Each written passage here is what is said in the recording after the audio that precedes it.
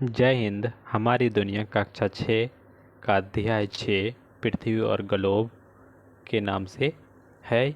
इसमें हम लोग पृथ्वी और ग्लोब के बारे में समझते हैं। आइए एक स्टोरी की मदद से समझेंगे। महेश अपने दादाजी के साथ घूमते हुए पहाड़ी की चोटी पर पहुंचा। महेश नाम का कोई लड़का है, अपने दादाजी के साथ घूमते घूमते पहाड़ों की चोटी पर पहुंच चुके। उसने उसने दूर तक निगाह दौड़ाई। उसे लगा बहुत दूर धरती और आकाश आपस में मिल रहे हैं। उसने दादाजी से पूछा, दादाजी, वह देखिए, दूर जाकर धरती और आकाश आपस में मिल रहे हैं। दादाजी ने कहा, बेटे, वास्तव में वहाँ मिल नहीं रहे हैं, बल्कि हमें ऐसा नज़र आ रहा है। किसी भी स्थान पर खड़े होकर दूर तक निगाह डाली जाए तो ऐसा लगेगा कि कुछ दूरी पर ज़मीन और आसमान आपस में मिल रहे हैं, और ऐसे मिलने को क्षितिज कहते हैं। ऐसा इसलिए नज़र आता है क्योंकि पृथ्वी गोल है, जिससे हमको लगता है कि धरती और आकाश आपस में मिलता जुलता है। नेक्स्ट देखते हैं। लेकिन हमें आस पास देखने पर पृथ्वी गोल नज़र ना आकर चिपटी दिखती है। पृथ्वी कैसी है? जियोड आकार की है, चिपटी है। इसका कारण यह है कि एक जगह खड़े होकर पूरे पृथ्वी को एक साथ नहीं देख सकते। अगर हम चांद या उपग्रह पर जाकर पृथ्वी को देखें तो पृथ्वी भी चांद जैसी दिखाई देगी, चांद जैसी दिखाई देती है, क्योंकि चंद्रमा पृथ्वी भी चंद्रमा की तरह गोल है, परंतु आकार में चंद्रमा से बड़ी है। क्वेश्चन पूछेगा, इसको नोट करिएगा। पृथ्वी जो है चंद्रमा से बड़ी है, लगभग 1/4 चंद्रमा पृथ्वी का। चांद पर पहुंचने वाले पहले व्यक्ति अमेरिका के नील आर्मस्ट्रॉन्ग थे। इसको याद करिएगा। 1969 में अपोलो यान से पहले अंतरिक्ष यात्री कौन गए हैं? Neil Armstrong. उन्होंने चांद से पृथ्वी की ठीक वैसी ही दिखाई दे रही थी जैसे पृथ्वी से चांद उन्हें, यानी नील आर्मस्ट्रॉन्ग को चांद से पृथ्वी वैसे दिखाई दे रही थी जैसे पृथ्वी से चांद छोटा सा दिखाई देता है। पृथ्वी भी वहाँ चांद की तरह आकाश में टंगी गोल गेंद की तरह दिखाई देता है। फर्क बस इतना है कि पृथ्वी वहाँ से नीली दिखाई देती है। तो पृथ्वी को नीला ग्रह कहा जाता है क्योंकि पृथ्वी में बहुत ज़्यादा क्या है? जल है। पृथ्वी का मॉडल ग्लोब। ग्लोब क्या होता है? पृथ्वी का एक टाइप का मॉडल होता है। महेश ने अपने दादाजी से पूछा, दादाजी, पृथ्वी गोल है तो हम उसे पूरा देख सकते हैं या नहीं? दादाजी ने कहा, गोलाकार होने के कारण हम इसके छोटे से पृष्ठ को एक बार में देख सकते हैं। यह कहते हैं कि उन्होंने अलमारी से ग्लोब निकाल कर दिखाते हुए समझाया, क्योंकि ग्लोब जो होता है एक टाइप का मॉडल है, नमूना है। जिस प्रकार विशाल हाथी छोटे खिलौने के रूप में बनाकर दिखा देते हैं, ठीक उसी प्रकार अपनी विशाल पृथ्वी को ग्लोब के रूप में दिखाया जाता है। बहुत बड़ी पृथ्वी को हम लोग इस ग्लोब में समा करके समझा देते हैं। दुनिया के सभी देश ग्लोब पर अलग अलग रंगों में दिखाए गए हैं। उन्होंने महेश को ग्लोब पर भारतीय देश खोजकर उस पर उंगली रखने को कहा। तो हम लोग खोजेंगे तो ये हमारा प्यारा भारत है। उंगली रख दी है, इस तरह से आप भी रख दीजिए। उन्होंने उंगली रखने को कहा तथा किसी भी दिशा में उंगली बढ़ाते हुए वापस भारत पर आने को कहा। इस तरह जाएंगे, फिर यहाँ से आएंगे। उन्होंने ऐसा बताया कि जहाँ नीले रंग दिखाई पड़ रहा है वह सागर और महासागर है। देख रहे हैं आप, इस जो नीले कलर दिख रहा है, ब्लू कलर, सागर और महासागर है। नेक्स्ट देखेंगे, उन्होंने यह पता करने को कहा कि ग्लोब से अधिक हिस्से में क्या महासागर या जमीन के भाग हैं। ग्लोब पर दिखाया गया कौन सा रंग क्या बतलाता है, क्योंकि उसके कुछ माने हैं। सपोज करें थोड़ा सा इस तरह से दिखा देगा पीला कलर का, या थोड़ा सा और नेवी पीला, तो ये पहाड़ दिखा देंगे। अगर नीला दिखा देंगे तो पानी दिखा देंगे। उसके कुछ अलग अलग मायने होते हैं। आप भी ग्लोब में अपने देश के भारत खोजिए तथा किसी भी दिशा में उंगली बढ़ाते हुए वापस भारत तक पहुंचिए। बीच में आने वाले कुछ देशों के नाम लिखिए। ग्लोब देखकर पता कीजिए कि स्थल एवं महासागर में कौन सा भाग अधिक है। मानचित्र और ग्लोब, आइए सीखते हैं। दादाजी ने कहा, ग्लोब गोल है जो मानव द्वारा बनाया गया पृथ्वी का एक छोटा सा मॉडल है, जबकि मानचित्र चौरस चपेट सतह पर बना होता है, परंतु दोनों में जल एवं थल भाग के विशेष हिस्से विशेष रंगों से दिखाई जाता है। अब उन्होंने संसार का मानचित्र दिखाकर बताया, ये मानचित्र जमीन में बड़े बड़े हिस्से जो महासागर से घिरे हुए वे महादेश हैं। बताइए, जो हिस्से है, जो जमीन का हिस्सा उसको महादेश, इन्हें स्थल भाग कहा जाता है। स्थल पर ही लोग, ये देखिए ये स्थल भाग, जैसे हमारा महादेश जो होता है बहुत देशों के मिलकर से महादेश बनता है। एशिया, अफ्रीका, यूरोप, उत्तरी अमेरिका, दक्षिण अमेरिका और लास्ट में ऑस्ट्रेलिया। कितने होंगे? 1 2 3 4 5 6, 6 हो गया। अब आगे बढ़िए। ये हो गए रहते हैं, ज़मीन पर लोग ही रहते हैं। गांव, शहर, नदी, नाले इत्यादि इस पर बसे हैं। महादेश कुल 7 हैं। महादेश कितने हैं? कुल 7। तो आइए देखते हैं कौन कौन सा। एशिया महादेश, यूरोप, ऑस्ट्रेलिया, अफ्रीका, उत्तरी अमेरिका, दक्षिण अमेरिका और अंटार्कटिका। महासागर देखेंगे, हिंद महासागर, प्रशांत महासागर, अटलांटिक महासागर और आर्कटिक महासागर। कितने होंगे? 5। तो आप देखे होंगे, एक गाना सुनेंगे, सातों समुंदर पार करके वो आ गई, चली गई, इस तरह से। महासागरों की कुल संख्या 4 है। कितना बता दिया? 4। हम लोग काउंट किए थे 5। ये बहुत गहरे होते हैं। इनकी औसत गहराई लगभग 4 किलोमीटर होती है, इसकी औसत गहराई।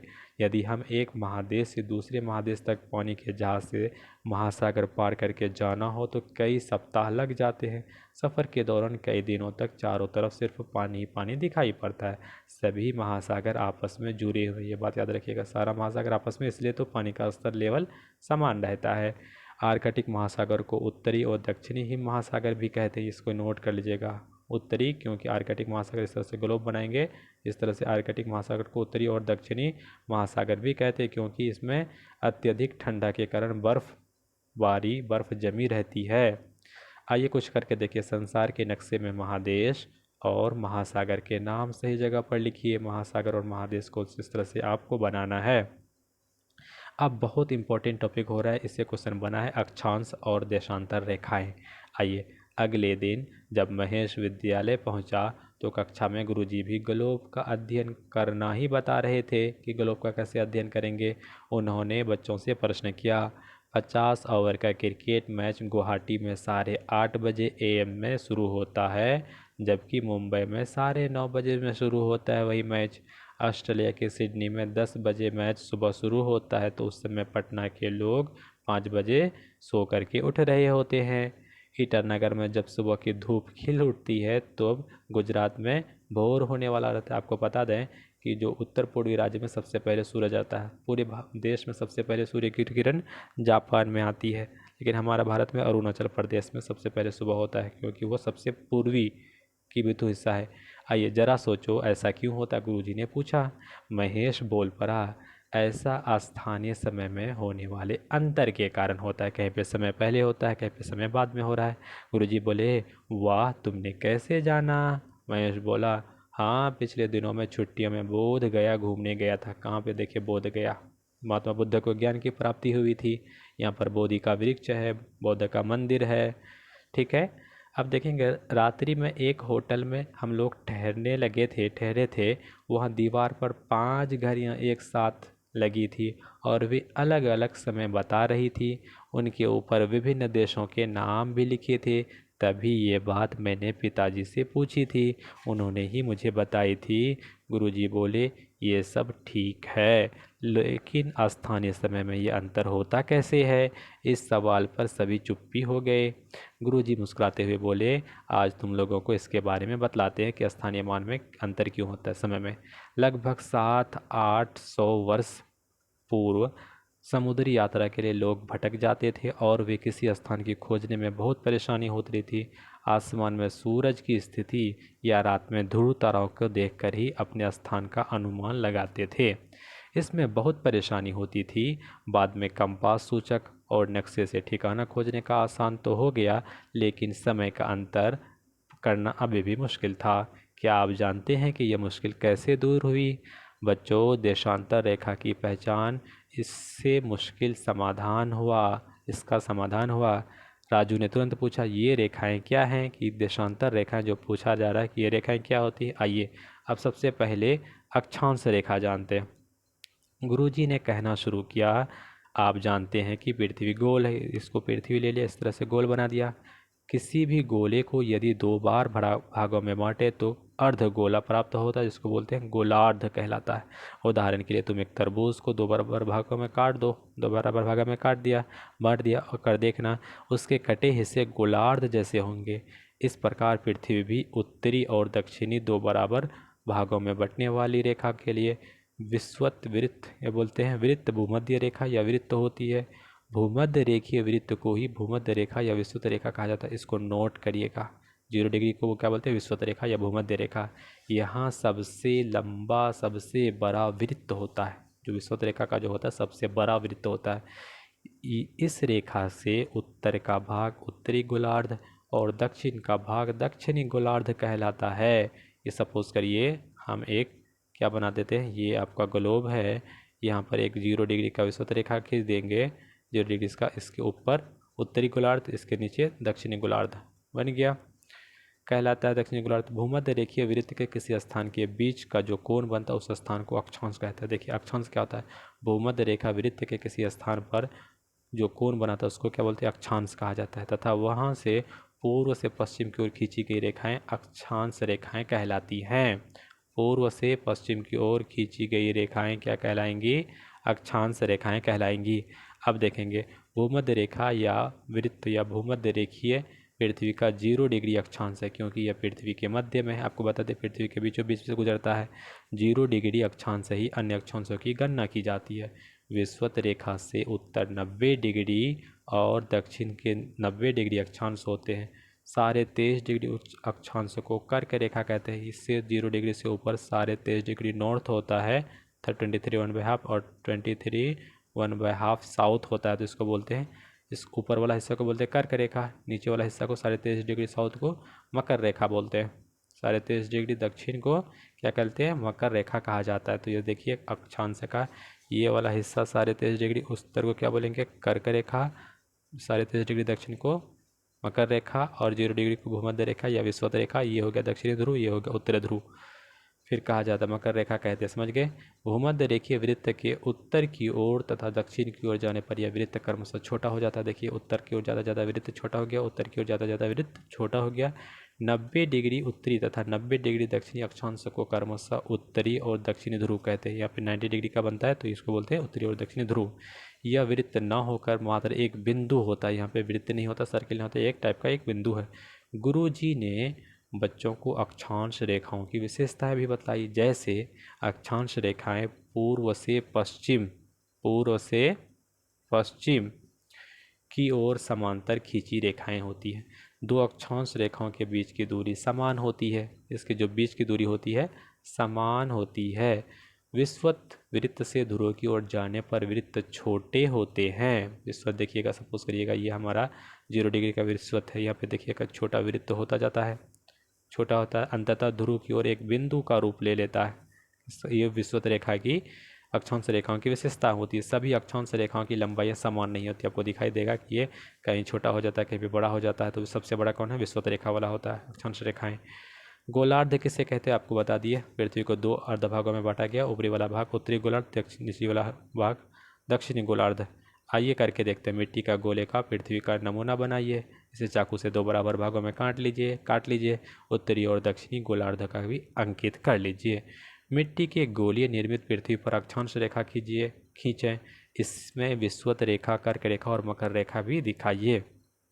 अब गुरुजी ग्लोब लेकर आए और कहा बारी बारी से ग्लोब पर अक्षांश रेखाओं पर अंगुली रखकर ग्लोब को घुमाइए। ऐसा कहते ही सभी बच्चे में होड़ लग गई। उंगली रखकर एक ही दिशा में घुमाने पर सभी बच्चे वहीं पहुंच जा रहे थे जहां उंगली रखी थी। गुरुजी ने बच्चों को बताया कि ऐसा इसलिए हो रहा है क्योंकि सभी रेखाएं वृत्ताकार हैं। इस तरह से रखने पर वहीं पे आ जाते थे। बच्चे बार बार ऐसा करने लगे। गुरुजी ने कहा अब बस भी करो, सिर्फ इतना ही नहीं, आओ अब तुम्हें नई नई रेखाओं के बारे में बताता हूँ। बच्चे बहुत उत्सुकता से गुरुजी की बात सुन रहे थे। अब सिखा रहे हैं कि देशांतर रेखाएं। अब देखिए कैसा स्टोरी बताता है। गुरुजी ने ग्लोब पर हाथ में लिया और कहा ग्लोब उत्तरी और दक्षिणी ध्रुव को जोड़ने वाली रेखाएं खींची गई है। ये उत्तर, ये दक्षिण, ये उत्तर, ये दक्षिण रेखाएं खींची हैं। ये सभी लंबवत रेखाएं देशांतर रेखाएं। कैसी रेखाएं, लंबवत रेखाएं। किसी भी स्थान की सही स्थिति और सही समय का पता लगाने के लिए देशांतर का सहारा लेना पड़ता है, देशांतर रेखाओं का। गुरुजी ने तरबूज, संतरा, घाघरा, नींबू को बारी बारी से बच्चों को दिखाया और कहा, खरबूजा एक छिला हुआ पूरा संतरा, खीरा नींबू को गौर से देखो, आपको कई लंबवत रेखाएं नजर आएंगी। इसी प्रकार पृथ्वी पर देशांतर रेखाएं की कल्पना कीजिए। कल्पना, इमेजिनेशन, रियल में यह है नहीं। पृथ्वी का आकार गोल है जो एक वृत्त के समान है। एक वृत्त में 360 क्या होते हैं, डिग्री होते हैं। इसी प्रकार पृथ्वी पर 360 देशांतर रेखाएं होती हैं, खींची जा सकती है। इनमें 2 देशांतर रेखाएं महत्वपूर्ण मानी जाती है, एक 0 डिग्री, दूसरा 180 डिग्री। 0 डिग्री देशांतर रेखा को प्रधान देशांतर रेखा या प्रधान मध्यांतर रेखा, मध्याह्न रेखा, 180 डिग्री को देशांतर रेखा या अंतर्राष्ट्रीय तिथि रेखा कहा जाता है। यह याद करेगा, भी क्वेश्चन पूछेगा। इंटरनेशनल डेट लाइन 180 डिग्री को, ये भी बीपीएससी का क्वेश्चन टीचर में पूछा हुआ है। और 0 डिग्री को क्या बोलते हैं, देशांतर को प्रधान देशांतर रेखा या प्रधान मध्याह्न रेखा। गुरुजी ने बच्चों को देशांतर रेखाओं की कई विशेषताएं बताई, जैसे देशांतर रेखाएं अर्धवृत्ताकार होती हैं। ये कैसी होती हैं, अर्धवृत्त बनाएंगे ये। फिर कहते हैं विपरीत भाग अर्धवृत्त मिलकर एक पूर्ण वृत्त बनाता है। 0 डिग्री और 180 मिलकर एक पूर्ण वृत्त बनाता है। इसकी लंबाई समान होती है, लेकिन अक्षांश रेखाओं की लंबाई असमान होती है। देशांतर रेखाओं की लंबाई समान होती है। देशांतर रेखाओं की कुल संख्या 360 होती है। विषुवत पर इनके बीच की दूरी सबसे अधिक होती है। विषुवत रेखा पर सबसे इसकी दूरी अधिक होती है, लेकिन जैसे जैसे ध्रुवों की ओर जाते हैं, ध्रुवों की ओर जाती है तो इनकी दूरी कम होती जाती है। ध्रुवों पर ये रेखाएं मिल जाती है तथा एक बिंदु का समान लेती हैं। पृथ्वी पर किसी स्थान पर स्थिति दर्शाने के लिए और सही समय का निश्चित करने के लिए देशांतर रेखाओं का ज्ञान आवश्यक है। सही स्थिति और सही समय के लिए देशांतर रेखाओं का उपयोग किया जाता है। 180 डिग्री देशांतर रेखा एक ही रेखा होती है, इसलिए यह पूरब या पश्चिम नहीं होती है।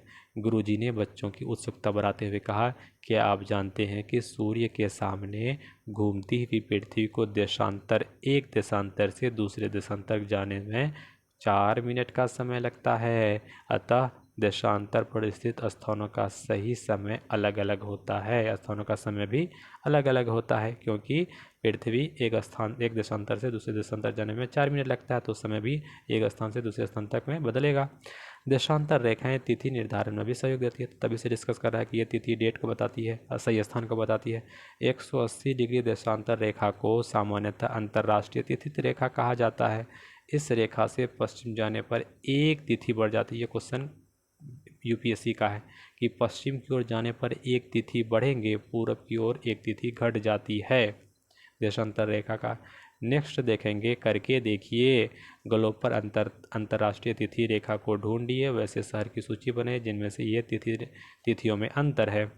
अब आइए, गुरुजी ने कहा, महेश के पिताजी ने अमृतसर से लाहौर के जिस समय उड़ान भरी थी उस समय उनकी घड़ी में 12 बज रहे थे। आधा घंटे की उड़ान के बाद जब वह लाहौर पहुंचा तो वहां एयरपोर्ट की घड़ी में भी 12 ही बज रहे थे। उन्होंने अपनी घड़ी में भी 12 बजाया और काम पर चल दिए। महेश बोल पड़ा, मुझे समय का रहस्य समझ में आ गया।